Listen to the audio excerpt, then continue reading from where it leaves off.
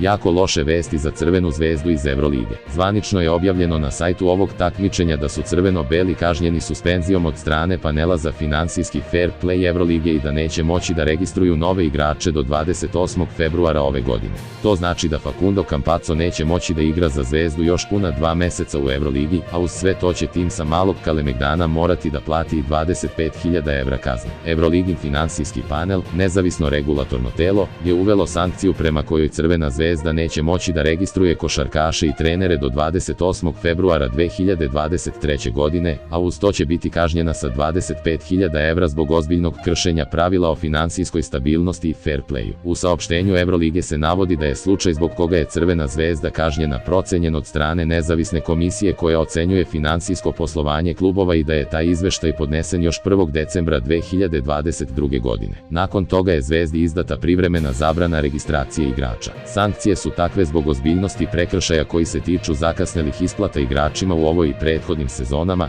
kao i zbog netačnih informacija koje je klub davao i tako je dolazio do nepoštene prednosti. Panel je takođe uzeo u obzir i to što je Crvena zvezda u prethodnim godinama 2 puta kažnjena i ovo je upozorenje za klub za sve moguće buduće prekršaje koji bi mogli da vode i do toga da se ekipi oduzimaju pobede, navodi se u saopštenju Evrolige.